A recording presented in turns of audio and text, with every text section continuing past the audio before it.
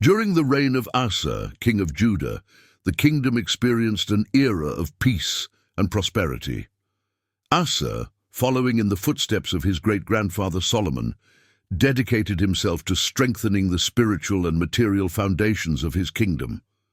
He undertook significant religious reforms, eradicating idolatry by removing pagan altars and cutting down sacred poles, practices that had infiltrated Judah during previous reigns.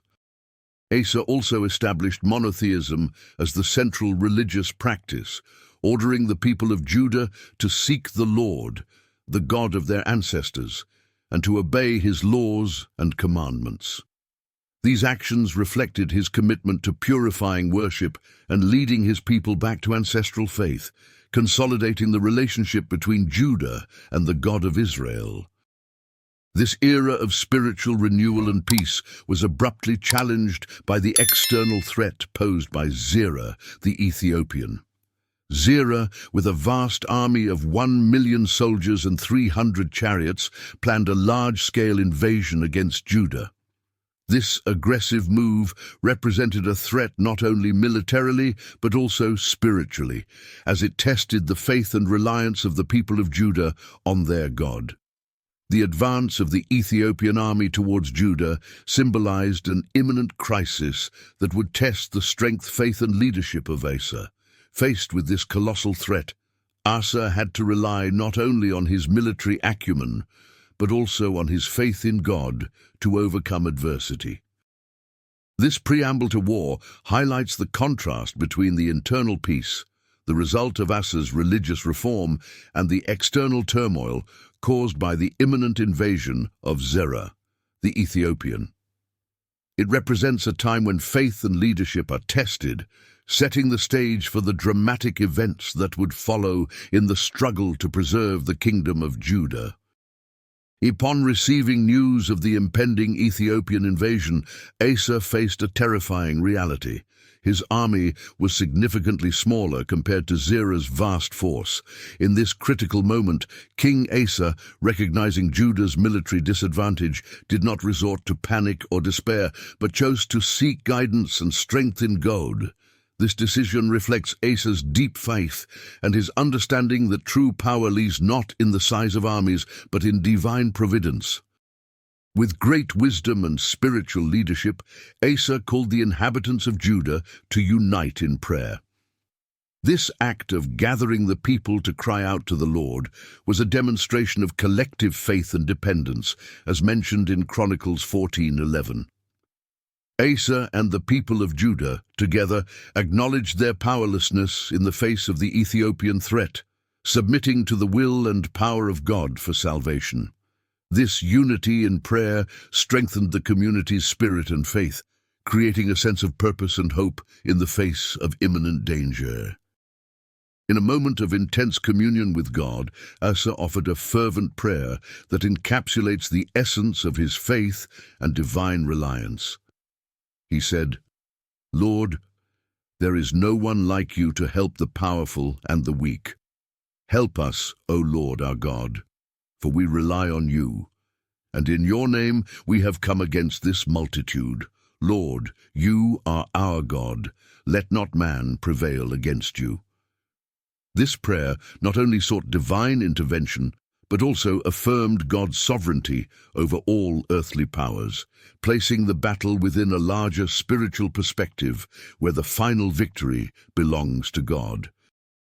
The preparation for the confrontation with the Ethiopian army, led by Asa, was marked by a profound search for guidance and strength in God. Through collective prayer and Asa's spiritual leadership, Judah positioned itself not merely as a kingdom in territorial defense, but as a deeply rooted faith community, trusting that God would be by their side in facing the impending adversity. This preparatory phase was crucial as it equipped the people of Judah not just with physical weapons, but with spiritual fortitude to face the approaching threat. The climax of the story unfolds with God's dramatic response to the fervent prayer of Asa and the people of Judah, as described in Chronicles 14:12. The Lord, hearing their pleas, intervened powerfully and directly in the situation. This divine intervention marked a decisive turning point in the battle against the Ethiopian army. As Zerah's forces approached for the confrontation, something extraordinary and supernatural occurred.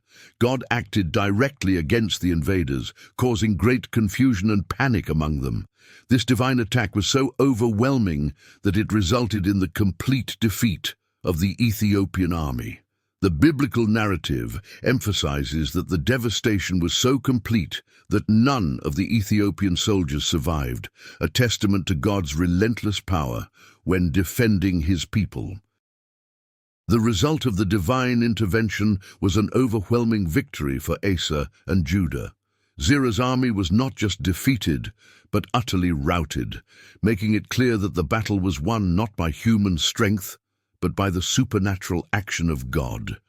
This victory not only secured the physical safety of the kingdom of Judah, but also greatly strengthened the people's faith in their God, reaffirming the belief that when one cries out to the Lord in times of distress, he can respond with miracles that go beyond human understanding.